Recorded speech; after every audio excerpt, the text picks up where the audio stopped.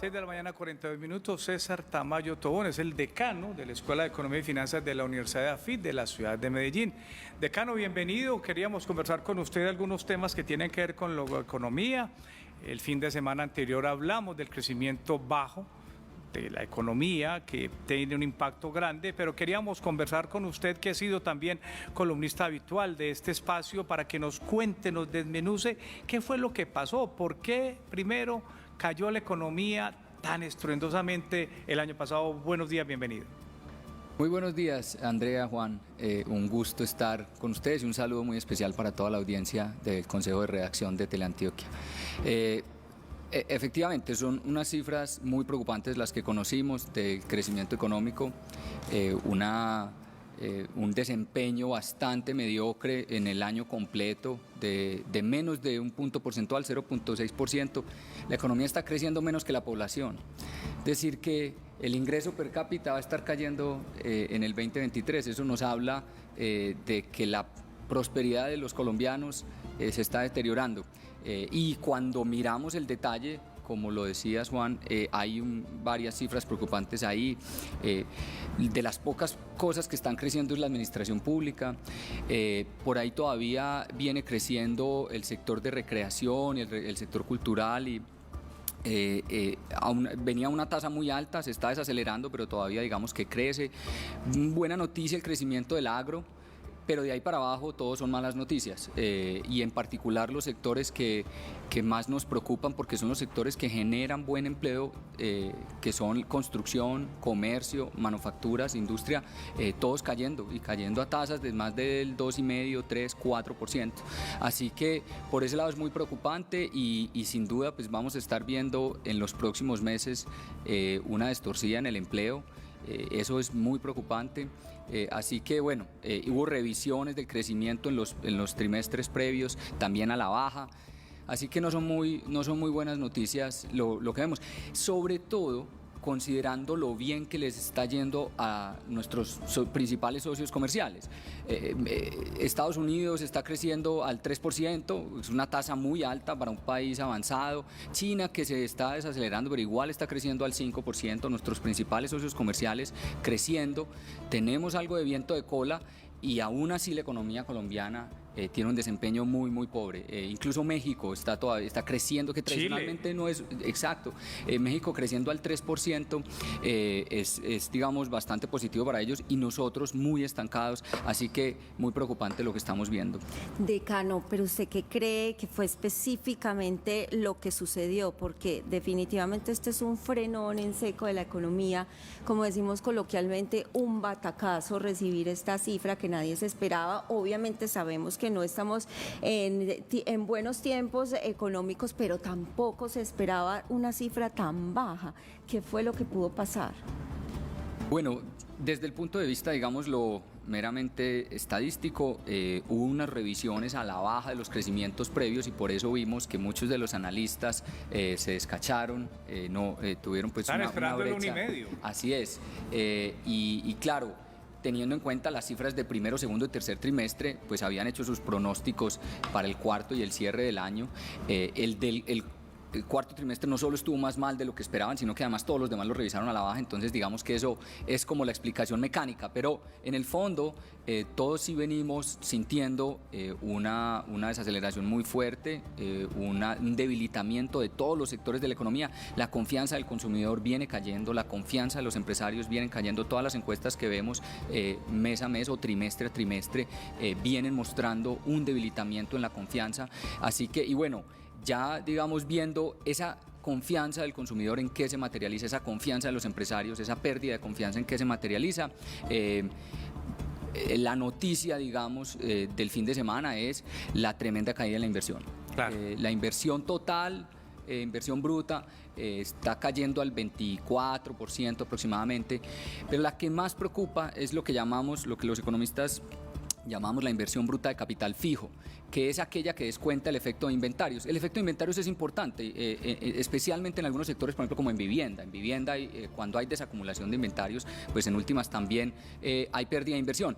Pero incluso la inversión en activos fijos, la inversión en maquinaria y equipo, la inversión en capital fijo viene cayendo, en cada semestre está cayendo a una tasa más alta y en el último trimestre cayó cerca del 15%. Esto ya es muy preocupante porque esto compromete nuestras posibilidades de crecimiento futuro. Uno invierte hoy para poder crecer en el futuro. Y esto está cayendo a una tasa muy preocupante, ya pues a doble dígito y bueno, pues digamos que tendríamos que ver algo en el horizonte, algún cambio importante. Esto debería ser una señal de alerta, esto debería llamar la atención, despertar a quienes son las autoridades de política económica para tratar de darle la vuelta a estas cifras y a este panorama. Decano, los economistas tienen una palabra que llaman las medidas contracíclicas, dos palabras que son cómo abordar lo que está pasando, qué medidas hay que tomar, qué puertas hay que tocar. ¿El gobierno tiene la culpa o no tiene la culpa? Esta semana un importante diario londinense decía que gran parte del problema económico en Colombia era la falta de confianza en la democracia colombiana y que de alguna manera eso pega colateralmente con la economía. ¿Eso es cierto? ¿Y cuáles son esas medidas contracíclicas? Es decir, ¿qué hay que hacer? ¿Quién tiene que salir a generar empleo? ¿Quién tiene que salir a generar inversión? ¿El gobierno, los inversionistas, la gente de afuera, los profesionales? ¿Qué hacer? Es lo que se pregunta todo el mundo hoy. Claro que sí. Como decía, este tiene que ser un llamado, una señal de alerta para las autoridades de política económica. Lo primero que uno tiene que hacer en cualquier momento del tiempo, y no solo en tiempos de vacas flacas, lo primero que tiene que hacer uno es generar confianza en la economía, generar confianza en las instituciones. Esa es la palabra, generar confianza. Lo último que uno quiere es ahuyentar la inversión privada. Uno quiere estimular la iniciativa privada, la creatividad, la imaginación, la puesta en marcha de empresas, emprendimientos y proyectos. Y eso es una de las cosas que ha venido fallando en los últimos meses, quizá ya 2 años, año y medio, porque hay bastante incertidumbre política, pero también de las reglas de juego. Lo que vimos en las últimas semanas, todo este embrollo alrededor del presupuesto y de las llamadas vigencias futuras, que en últimas son compromisos que se hacen para poder sacar adelante un proyecto grande, que es un proyecto de muchos años. Por ejemplo, los proyectos de infraestructura tienen esa característica, son proyectos de muy largo aliento, que hay que hacer grandes inversiones de capital al comienzo, y esto un mecanismo que sirve mucho, que ayuda mucho para lograr que estos proyectos sean financieramente viables en largo plazo, es comprometer los recursos del futuro, y tratar de cambiar esas reglas de juego es muy peligroso, porque entonces cualquier inversionista que mira Colombia dice: voy a meterme yo en un proyecto de 25, 30 años, a hacer inversiones de varios millones de dólares, a comprometer mi patrimonio y el de mis accionistas, cuando las reglas de juego son tan inciertas. Entonces, Juan Andrea, lo primero es definitivamente generar confianza. Sí. Eso yo creo que hay varias de las reformas que están andando en el Congreso que también generan incertidumbre sobre qué va a pasar con el ahorro, con la inversión, con el mercado de capitales, por ejemplo la pensional, lo mismo en salud, y estas traen lo mismo en la reforma laboral que se ha presentado en varias ocasiones, y es una reforma que parece castigar el empleo en lugar de ayudar a generarlo. Es el peor momento, porque seguramente vamos a ver que el empleo se va a debilitar y encima vamos a llegar con una reforma que hace más difícil la creación de empleo. Entonces yo creo que el Gobierno Nacional, las autoridades de política económica tienen que reflexionar. Es un momento de hacer un pare, un alto en el camino, y preguntarse si las cosas que están tratando de sacar adelante son las que necesita la economía. Ahora, la política contracíclica que mencionabas, Juan, efectivamente es la que tradicionalmente se usa en los momentos de recesión o en los momentos, como decía ahorita, de vacas flacas. Colombia, digamos que no debería estar en un momento de vacas tan flacas, porque, como decía, tenemos un ambiente internacional bastante favorable. Entonces nosotros, digamos, esto es un poco autoinfligido lo que estamos sufriendo, pero aún así, si necesitamos echar mano de la política contracíclica, pues ahí está.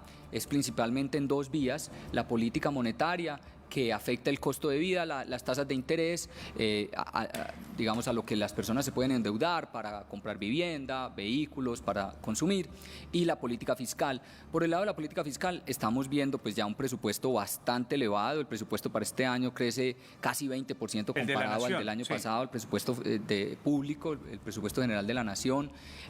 La pregunta ahí es ¿qué tan bien se está ejecutando? ¿Qué tanto realmente esos recursos se están aplicando y si se están aplicando en los lugares en los que generan más dinamismo?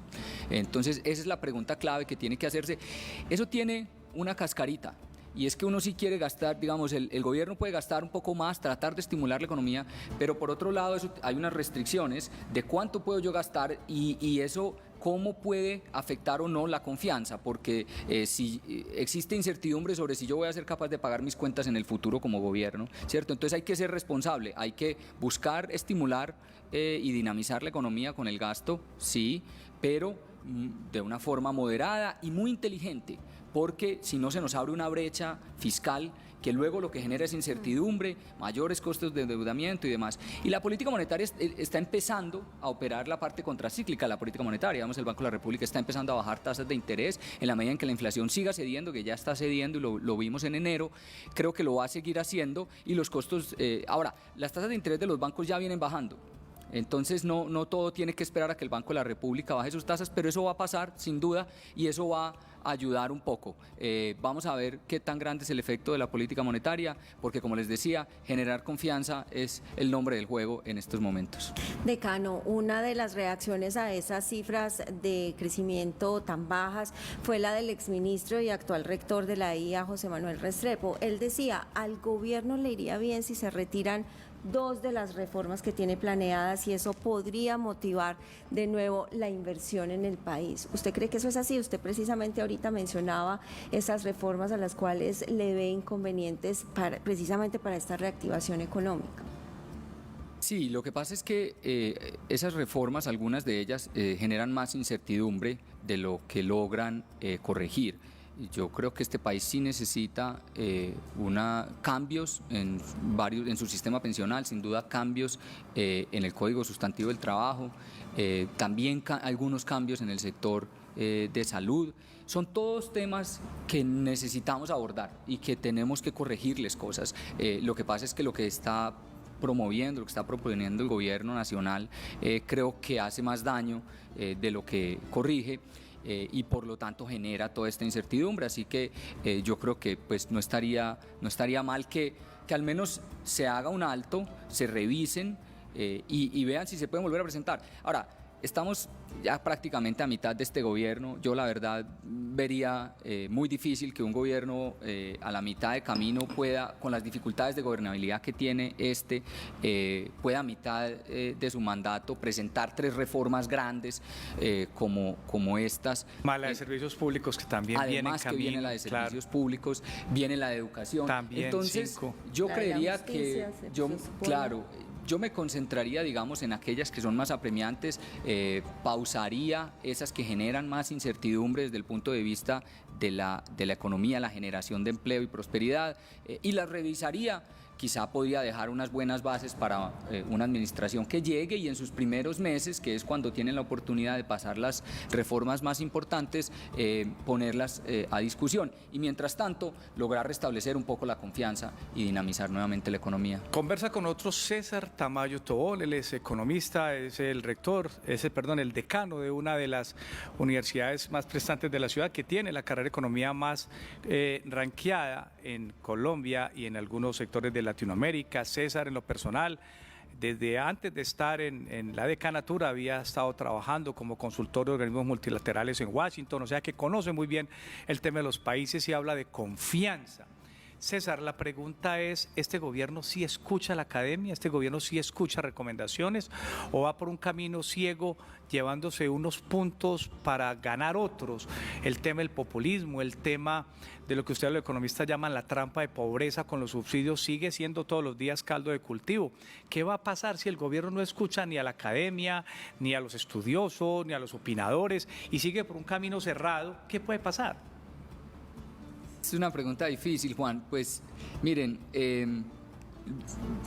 Desde la academia nosotros estamos generalmente acostumbrados a tener un diálogo fluido con diferentes lugares de los gobiernos locales, regionales y nacional.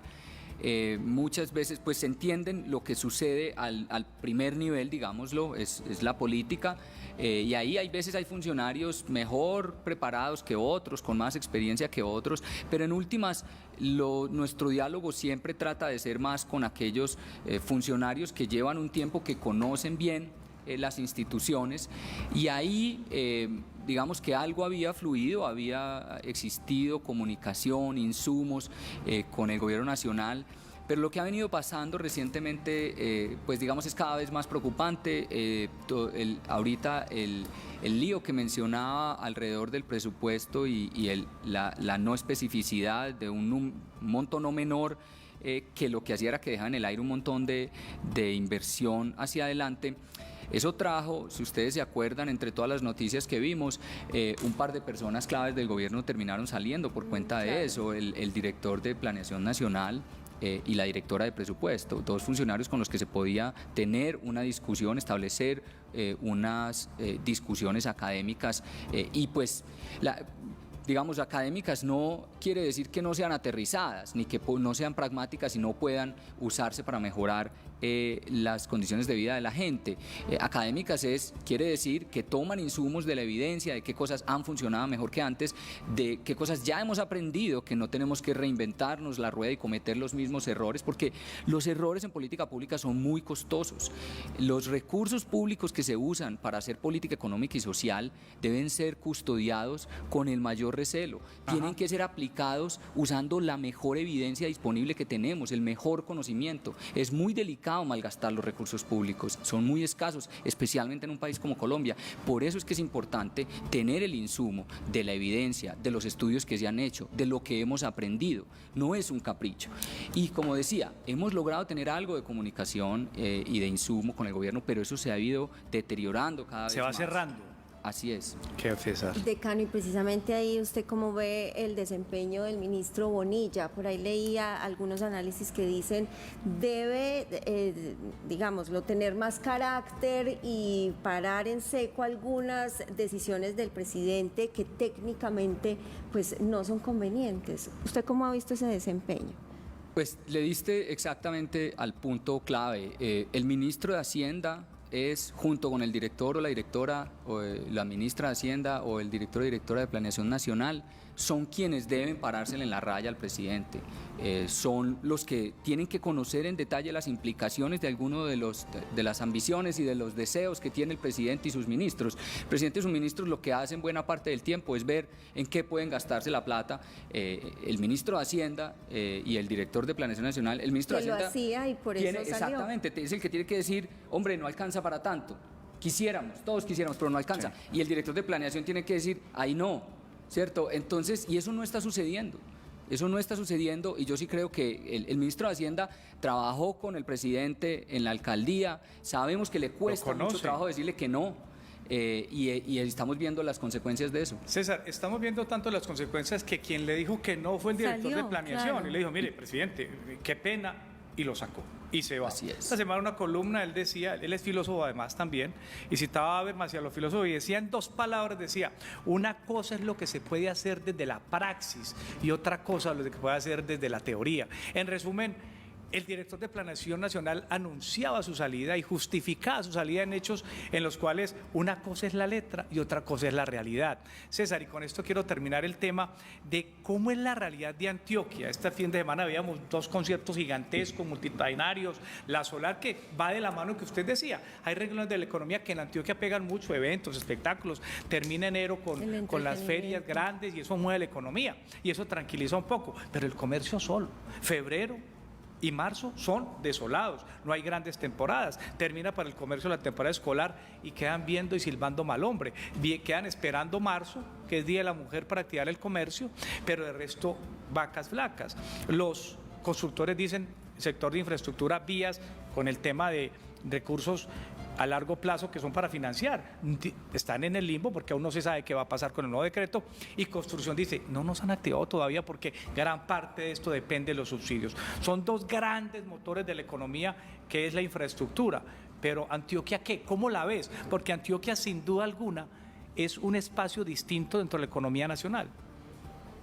Sí, yo creo que, a ver, lo que hemos hablado aplica mayoritariamente a la nación, digamos, a Sí. Colombia como el país.